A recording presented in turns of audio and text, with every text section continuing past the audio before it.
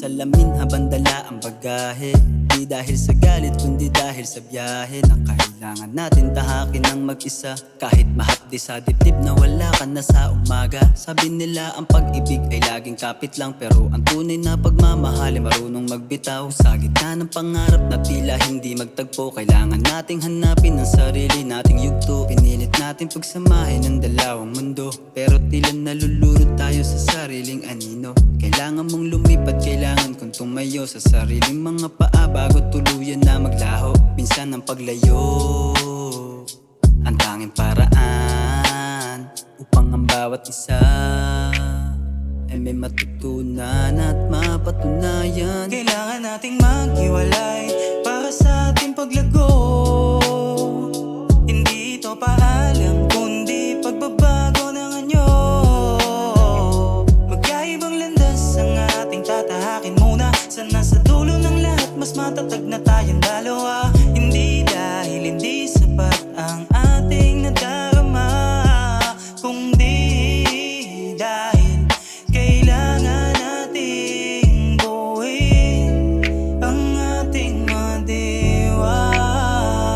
Naaalala ko pa ang mga gabing puno ng pangarap. Sabay natin binuo ang mga plano sa hinaharap. Pero habang tumatagal, unti-unti nating napapansin na ang paglago ng isa ay tila nakakasakal din. Kailangan mong madiskubre ang iyong sariling galing.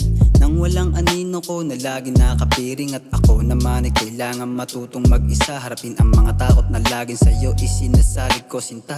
Hindi tayo pwedeng maging isa kung tayo ay kulang. Kung ang bawat isa sa atin ay tila may puwang, kaya bitaw muna, kailangan nating lumawak. Hindi sapat ang pag-ibig kung tayo ay nakagapos sa hawak. Maghihiwalay ang kamay pero hindi ang respeto, hanggang sa maging buo na muli ang ating mga puso. Kailangan nating maghiwalay para sa ating paglago.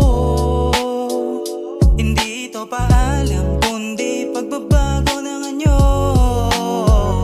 Magkaibang landas ang ating tatahakin muna. Sana sa dulo ng lahat mas matatag na tayong dalawa. Hindi dahil hindi sapat ang ating nadarama, kundi dahil kailangan nating buuin ang ating madiwa.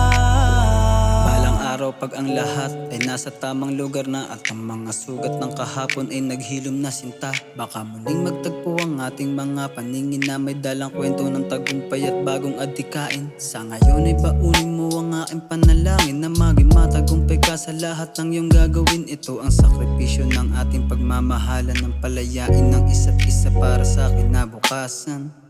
Magkaibang landas, magkaibang mundo para sa paglago, para sa ating dalawa ito.